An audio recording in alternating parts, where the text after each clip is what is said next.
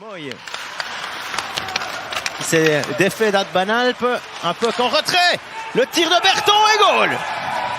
Et c'est le premier but d'Eliott Berton. C'était un de ceux qui n'avaient pas encore marqué. Premier but d'Eliott Berton cette saison.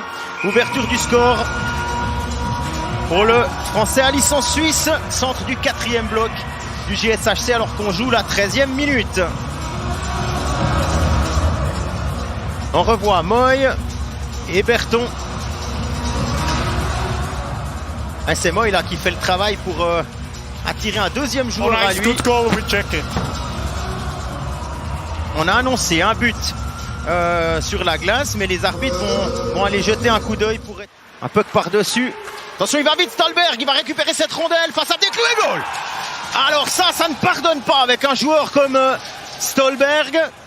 Accélération diabolique du top scorer de Fribourg. 15e minute, 2 minutes après l'ouverture du score, Fribourg égalise par Victor Stolberg, 5e but de la saison. Mais alors au moment où on a vu ce puck partir et on a vu accélérer le Suédois, c'était assez impressionnant. Regardez à quelle vitesse ça se passe. Desharnais sait très bien que Stolberg va vite, une petite passe par-dessus la défense et là, accélération du Suédois et aucune chance pour Desclous.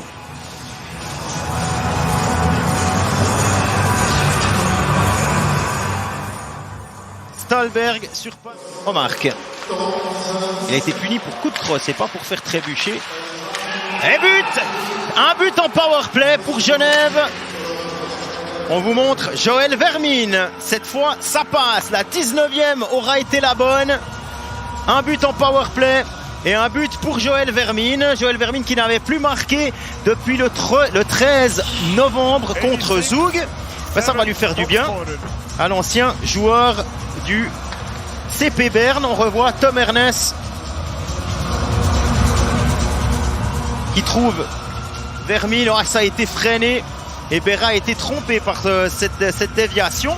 2-1 pour Genève alors qu'il ne reste plus que 25 secondes à jouer. Christopher Di Domenico qui est... Voilà, il est de retour sur la glace. Et goal! Alors que de l'autre côté, c'est Tyler Moy qui a trouvé la faille. À moins de 2 minutes après le retour des vestiaires, c'est 3-1 pour Genève.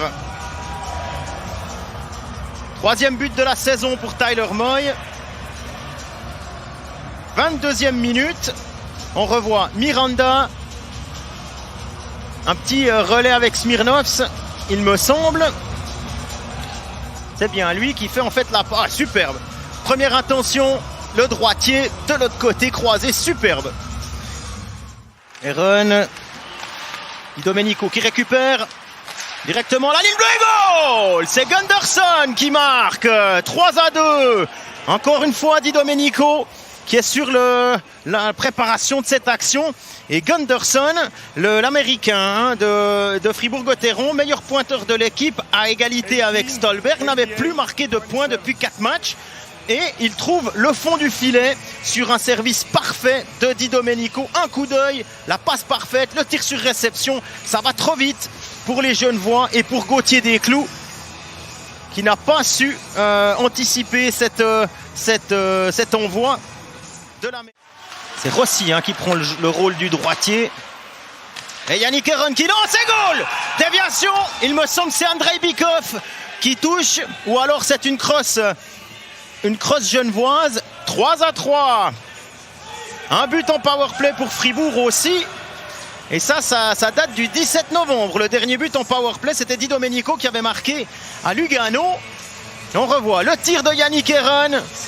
Et il y a une déviation devant le but. Je me réjouis de voir si le but sera accordé à Aaron.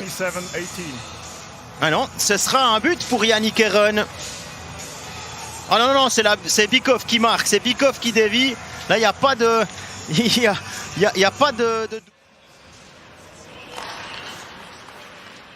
Alors, Rod... Et goal! Par-dessus la jambière de Reto Berra, côté bloqueur. 2-0. Stolberg.